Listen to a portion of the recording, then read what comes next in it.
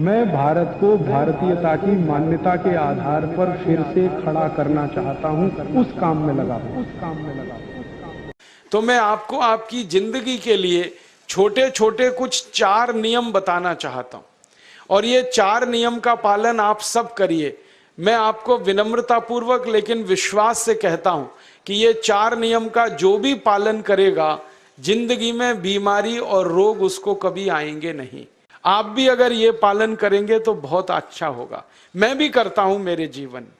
मैं पिछले 15 वर्षों से योग प्राणायाम करता हूं, उसके साथ कुछ नियम मैंने बनाए हैं, वो नियम का पालन करता हूं और वही नियम आपको बताना चाहता हूं। स्वामी जी पालन करते हैं, मैं करता हूं, हमारे लाखों योग शिक्षक करते हैं, और इन नियमों का पालन करने से हमको इतना लाभ हुआ है कि कभी बीमारी आती नहीं। 15 साल से मैंने हर बार मेरा बीपी चेक किया, नॉर्मल है, शुगर नॉर्मल है, ट्राइग्लिसराइड्स नॉर्मल है, कोलेस्ट्रॉल नॉर्मल है। पिछले 15 साल में कभी सर्दी जुकाम भी नहीं हुआ, गला भी नहीं बैठा, कभी हॉस्पिटल नहीं देखा, कभी डॉक्टर के पास नहीं गए, क्योंकि जरूरत नहीं पड़ी। और वो जरूरत नहीं पड़ी क्योंकि हम निरोगी हैं, स्वस्थ हैं। ये निरोगी और स्वस्थ होने के लिए आयुर्वेद की एक छोटी सी जानकारी आपसे मैं शेयर करना चाहता हूं। आयुर्वेद में यह कहा गया है कि किसी भी व्यक्ति को निरोगी होना है, रोग मुक्त होना है, तो अपने जीवन में 3 बातों का ध्यान रखे। अपना वात, पित्त और कफ, तीनों का संतुलन रखे। वो 3 तरह के दोष हैं हमारे शरीर में, वात, पित्त, कफ। आपने सुना होगा, ये त्रिदोष आधारित शरीर है। जब वात बहुत बिगड़ जाता है तो 80 से ज्यादा रोग आते हैं। जब पित्त बहुत बिगड़ जाता है तो लगभग 46 से 50 रोग आते हैं, और जब कफ बिगड़ जाता है तो 28 रोग आते हैं, और वात, पित्त, कफ तीनों बिगड़ जाएं तो 148 रोग आते हैं। सर्दी, खांसी, जुकाम से लेकर और कैंसर तक जो आखिरी रोग माना जाता है, ये सब वात, पित्त, कफ के बिगड़ने का खेल है। तो इस देश के आयुर्वेद चिकित्सा के सबसे महान लोगों में से कुछ नाम आप जानते हैं, जैसे चरक ऋषि, जैसे सुश्रुत ऋषि। ऐसे एक ऋषि हुए बाघभट्ट। बाघभट्ट ऋषि ने एक पुस्तक लिखी है, उसका नाम है अष्टांग हृदयम, और एक पुस्तक लिखी है, उसका नाम है अष्टांग संग्रहम। इन दोनों पुस्तकों में उन्होंने 7000 नियम बताए हैं।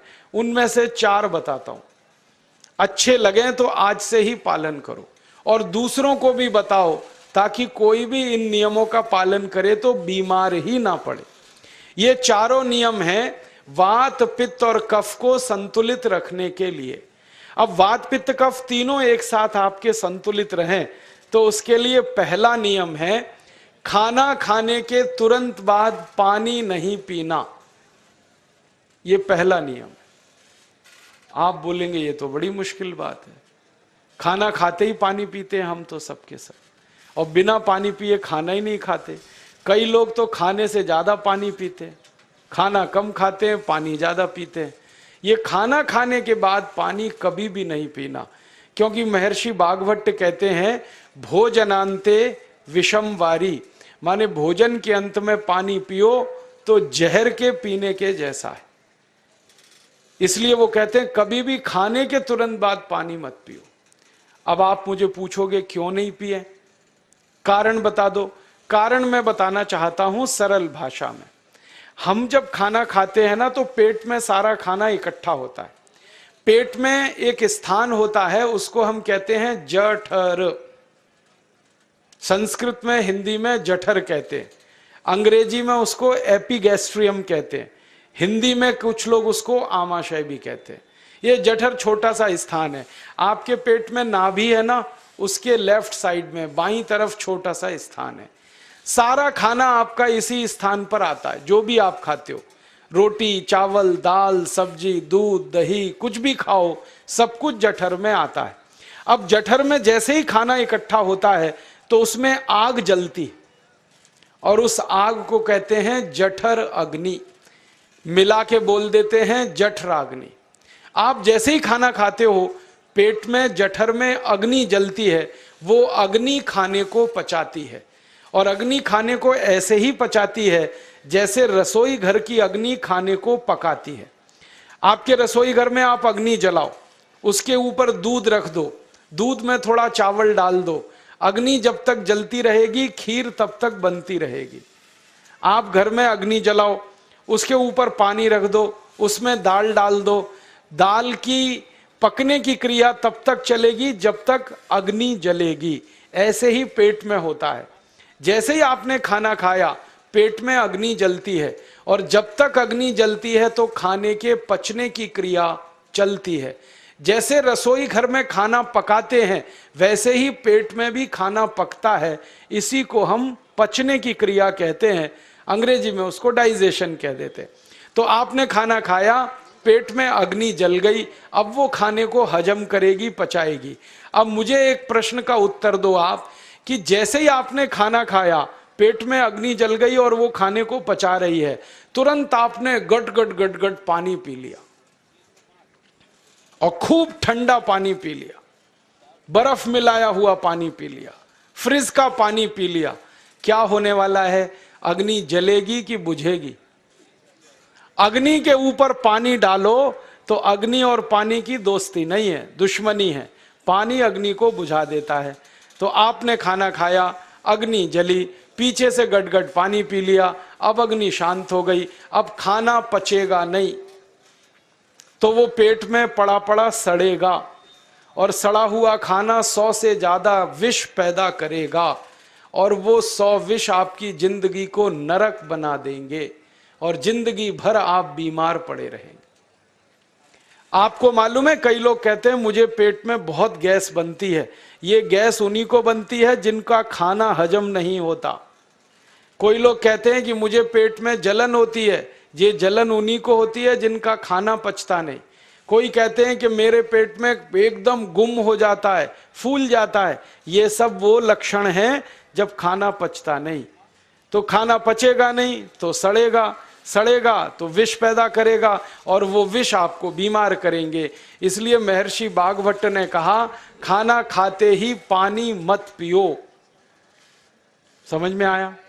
फिर आप बोलोगे कितनी देर तक नहीं पिए? कम से कम 1 घंटे तक।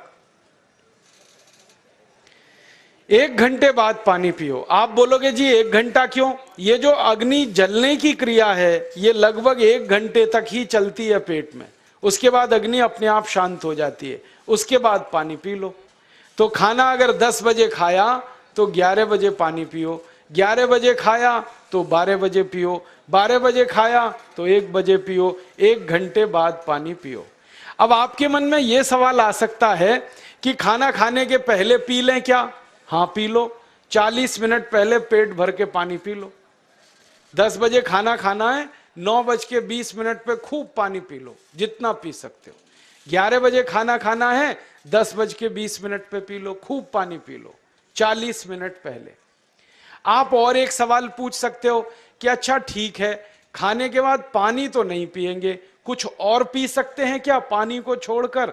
तो उसके लिए भागवत जी कहते हैं कि खाने के तुरंत बाद अगर पीना है तो दही की लस्सी पियो, मट्ठा। खाने के बाद अगर तुरंत पीना है तो फलों का रस पियो, गन्ने का रस पी लो, संतरे का रस पी लो, मौसमी का रस पी लो, अनार का रस पी लो। अब आप कहोगे ये सब महंगी महंगी चीजें बता रहे हैं, गन्ने का रस, संतरे का रस, अनार का रस, पैसे तो है नहीं। तो सबसे सस्ता रस है नींबू का ही रस पी लो, शिकंजी बना के पी लो, वो तो सबसे सस्ता है। तो खाना खाने के बाद या तो दही की लस्सी पियो या रस पियो। और एक तीसरी चीज है, दूध पी सकते। तो खाने के तुरंत बाद पीना है तो दही की लस्सी या मट्ठा, खाने के तुरंत बाद पीना है तो कोई फल का रस, खाने के तुरंत बाद पीना है तो दूध। पानी 1 घंटे बाद पियो। और अगर एक बात ध्यान रखो तो अच्छा है कि सवेरे खाना खाते हैं जिसको हम ब्रेकफास्ट कहते हैं, नाश्ता, तो फलों का रस पीना अच्छा, दोपहर को खाना खाएं तो लस्सी और मट्ठा पीना अच्छा, और रात का खाना खाएं तो दूध पीना अच्छा।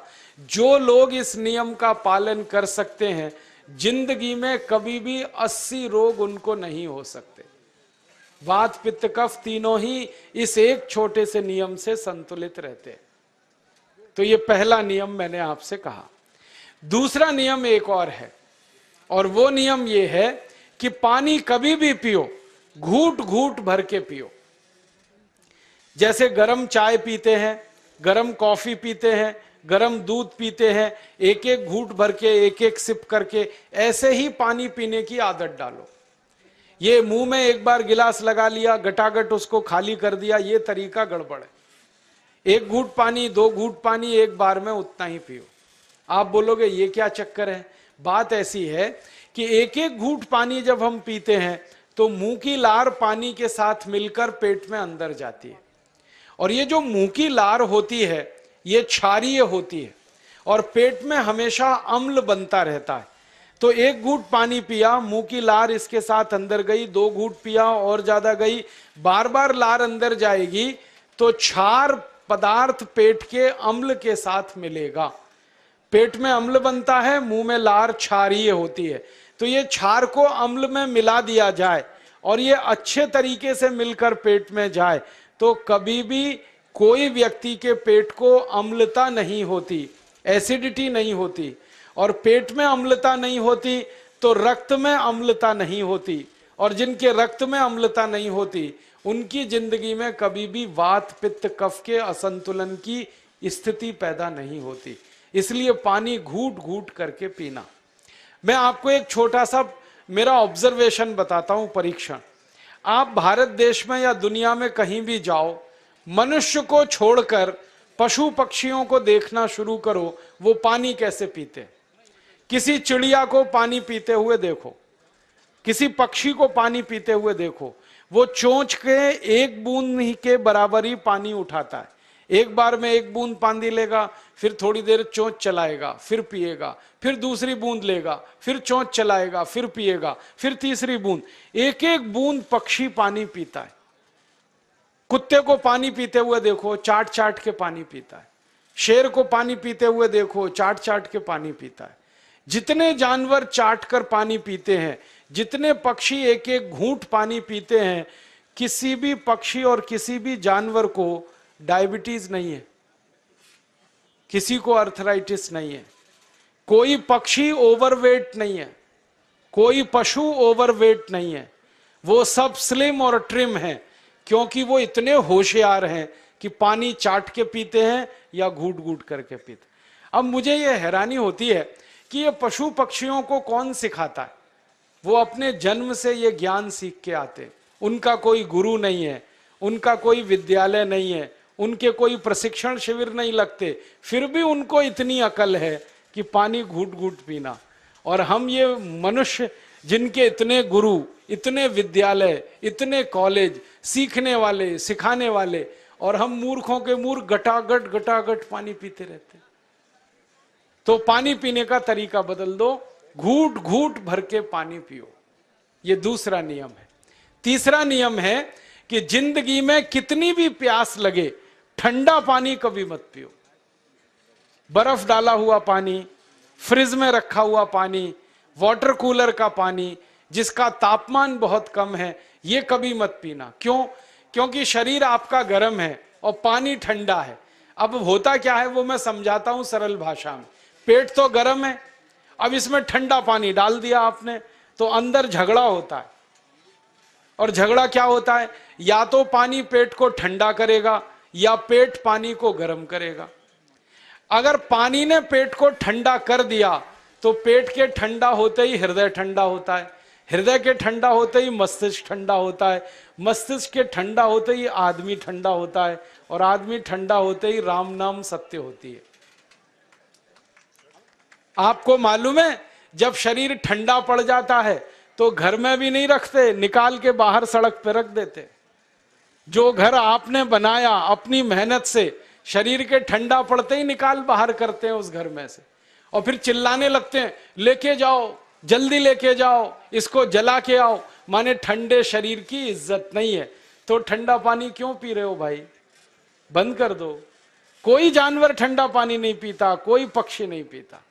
तो आप ये ठंडा पानी पीना बंद करो, सादा पानी पीना शुरू करो।